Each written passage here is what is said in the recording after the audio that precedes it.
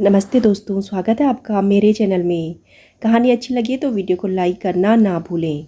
आज की कहानी है रक्षाबंधन। बहन बेटियां मायके कुछ लेने नहीं बल्कि अपनी बहुमूल्य दुआएं देने आती हैं।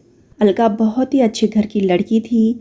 दरवाजे के पास खड़ी अलका सोचती है, राखी आने वाली है, पर इस बार न तो माँ ने फ़ोन करके भैया के आने की बात कही और ना ही मुझे आने को बोला।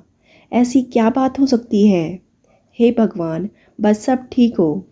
अलका अपनी सास से बोली, माँ जी मुझे बहुत डर लग रहा है, पता नहीं क्या हो गया। मुझे कैसे भूल गए इस बार माँ और भाई भाभी। आगे से सास बोली, कोई बात नहीं बेटा, तुम एक बार खुद जाकर देख आओ। सास के कहने पर वह मायके जाती है।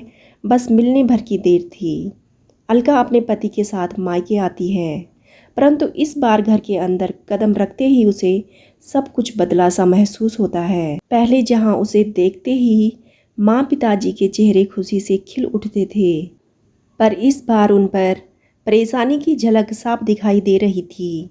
आगे भाभी उसे देखते ही दौड़ी चली आती थी और प्यार से गले लगा लेती थी, पर इस बार दूर से ही एक हल्की सी मुस्कान दी। भैया भी ज़्यादा खुश नहीं थे। अलका ने जैसे तैसे एक रात बिताई, परंतु अगले दिन जैसे ही उसके पति उसे मायके छोड़ वापस गए तो उसने अपनी माँ से बात की। तो उन्होंने बताया, इस बार तेरे भाई का काम बिल्कुल बंद हो गया, ऊपर से और भी बहुत कुछ। बस इसी वजह से तेरे भाई को तेरे घर भी नहीं भेज सकी। अलका बोली, कोई बात नहीं माँ, ये मुश्किल दिन भी जल्दी निकल जाएंगे, आप चिंता ना करो।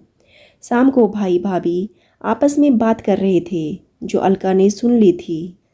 भाई बोले, पहले ही घर चलाना इतना मुश्किल हो रहा था, ऊपर से बेटे की कॉलेज की फीस, परसों राखी भी है, अलका को भी कुछ देना पड़ेगा। भाभी बोली, कोई बात नहीं, आप चिंता मत करो, ये मेरा हार बहुत पुराना हो गया है, इसे बेचकर जो पैसे आएंगे उससे अलका दीदी को कुछ गिफ्ट भी दे देंगे और कॉलेज की फीस भी भर देंगे। अलका को यह सब सुनकर बहुत ही ज़्यादा बुरा लगा। वह बोली, भैया भाभी, ये आप दोनों क्या कह रहे हो? क्या मैं आपको यहाँ तंग करके कुछ लेने के लिए ही आती हूँ? वह अपने कमरे में आ जाती है। तभी उसे याद आता है अपनी शादी से कुछ समय पहले जब वह नौकरी करती थी तो बड़े शौक से अपनी पहली तनख्वाह लाकर पापा को दी। तो पापा ने कहा, अपने पास ही रख ले बेटा, मुश्किल वक्त में ये पैसे काम आएंगे। इसके बाद वह हर महीने अपनी सारी तनख्वाह बैंक में जमा करवा देती थी। शादी के बाद जब भी मायके आती तो माँ उसे पैसे निकलवाने को कहती, पर वह हर बार कहती, अभी मुझे ज़रूरत नहीं है। पर आज उन पैसों की उसके परिवार को ज़रूरत है।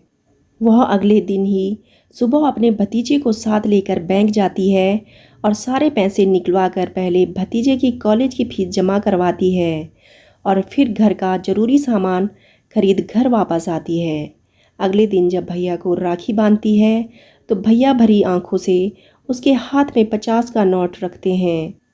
अलका मना करती है तो भैया बोले, ये तो शगुन है पगली, मना मत करना। अलका बोली, भैया बेटियां मायके शगुन के नाम पर कुछ लेने नहीं बल्कि अपने माँ बाप की अच्छी सेहत की कामना करने, भैया भाभी को माता पिता की सेवा करते देख ढेरों दुआएं देने आती हैं। बड़े होते भतीजे भतीजियों की नज़र उतारने आती हैं। जितनी बार मायके की दहलीज पार करती हैं, ईश्वर से उस घर की सलामती की दुआएं मांगती हैं। जब मुझे देख माँ पापा के चेहरे पर रौनक आ जाती है, भाभी दौड़कर गले लगाती है, आप लाड लड़ाते हो तो मुझे मेरा शगुन मिल जाता है। अलका ने अपने भाई से कहा, भाई जब इतनी सारी दिक्कतें थी तो आपने मुझे क्यों नहीं बताया? आगे ऐसा कभी भी मत करना। हम एक डाली के फूल हैं, अगर हम एक दूसरे का दुख दर्द नहीं समझेंगे तो और कौन समझेगा? अलका ने रोते हुए अपने भाई से कहा और भाई ने अलका को गले लगा लिया और खुद भी रोने लगे। अगले दिन अलका मायके से विदा लेकर ससुराल जाने के लिए जैसे ही दहलीज पार करती है तो भैया का फ़ोन बजता है और उन्हें एक जॉब ऑफर होती है और वे सोचते हैं सचमुच बहनें कुछ लेने नहीं बल्कि बहुत कुछ देने आती हैं मायके, और उनकी आंखों से खुशी के आंसू बहने लगते हैं।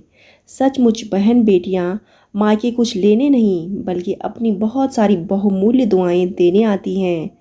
जब वे घर की दहलीज पार कर अंदर आती हैं तो बरकत भी अपने आप चली आती है। हर बहन बेटी के दिल की तमन्ना होती है कि उनका मायका हमेशा खुशहाल रहे और बहुत बहुत तरक्की करे।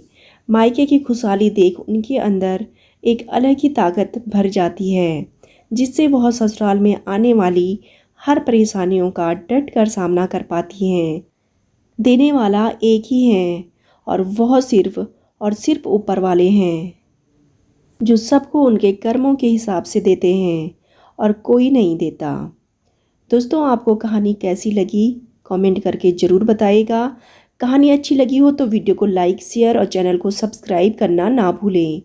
कहानी सुनने के लिए आप सभी का तहे दिल से धन्यवाद।